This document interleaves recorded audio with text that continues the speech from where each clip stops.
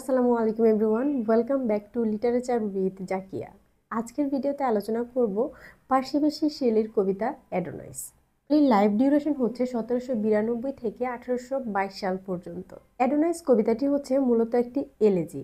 আর আমরা জানি যে এলেজি মানে হচ্ছে শোকগাথা, যেটা কারো মৃত্যুতে লেখা হয়ে থাকে। এই কবিতাটি মূলত জন কিটসের মৃত্যুতে পার্সি শেলি লিখেছিলেন। An elegy on the death of John Keats. Time সেটিংটা ছিল 1821 সালে, at the death of John Keats. And place setting হচ্ছে পিসা, ইতালি, অর্থাৎ ইতালির একটা শহর ছিল পিসা। সেখানে বসে পার্সি শেলি যখন শুনেছেন যে কিটস মারা গিয়েছে, তখন তিনি এই এলিজিটি রচনা করেন। আর এই কবিতাটির নামকরণ করা হয়েছিল গ্রিক মিথোলজি অনুসারে একজন সুদর্শন যুবক যার নাম ছিল অ্যাডোনিস, তার নামানুসারে।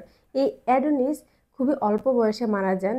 স্বয়ং ভালোবাসার যে দেবী অ্যাফ্রোদিতি তার প্রেমে পড়েছিল।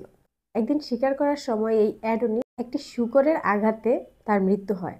আমরা জানি শেলি এবং কিটস হচ্ছে সমসাময়িককালের কবি, কিন্তু জন কিটসের লেখা সেভাবে মানুষ প্রশংসা করেনি তার জীবদ্দশায়, যার কারণে তিনি তার লাইফে অনেক ডিপ্রেশনেও ছিলেন। এছাড়াও আমরা জানি কিটস শারীরিকভাবেও অসুস্থ ছিলেন। শেলি এবং কিটসের মধ্যে যে একটা বন্ধুত্বপূর্ণ সম্পর্ক ছিল, এক সময় এই শেলি তার ওয়াইফকে নিয়ে যখন ইতালির পিসা শহরে তিনি শিফট করেন, সেখানে তিনি জন কিটসকে আমন্ত্রণ জানান তার অসুস্থতার কারণে, যে সেখানে গিয়ে তার বন্ধু যেন তার কাছে চলে আসে, সেখানে তার চিকিৎসার ব্যবস্থা করা হবে এবং তারা একসাথে থাকবেন।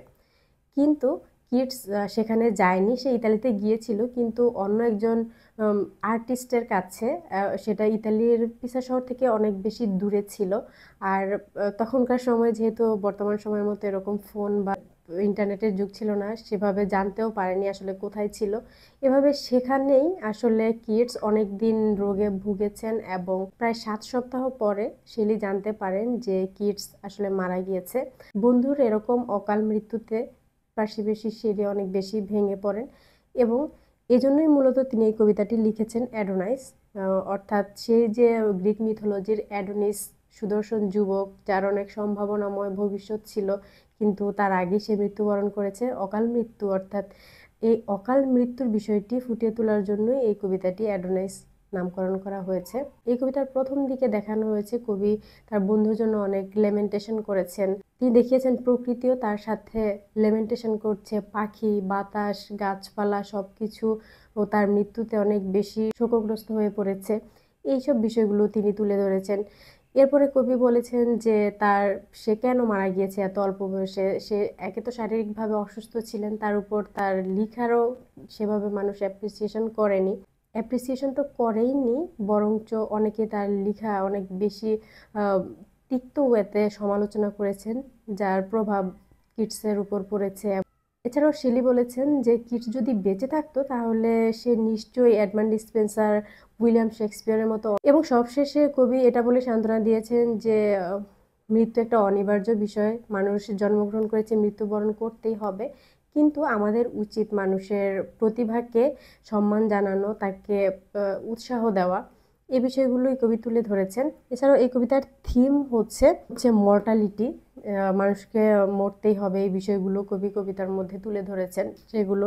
এছাড়াও গ্রিফ অ্যান্ড মর্নিং, তার মধ্যে ল্যামেন্টেশন ছিল, বিলাপ ছিল, মর্নিং। তারপর হচ্ছে ইমর্টালিটি অফ আর্ট।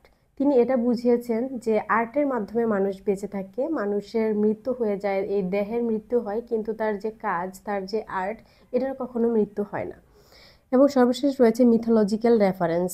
এটা প্রথমেই আলোচনা করেছি যে মিথোলজির যে ক্যারেক্টার অ্যাডোনিস, সেখান থেকে এই কবিতা অ্যাডোনাইস নামকরণ করা হয়েছে। তো এই ছিল মূলত পার্সি শেলির কবিতা অ্যাডোনাইস। আর যদি কোনো প্রশ্ন থাকে অবশ্যই কমেন্ট বক্সে জানাবেন। And if you guys haven't yet subscribed my channel, then do subscribe it and hit the bell icon.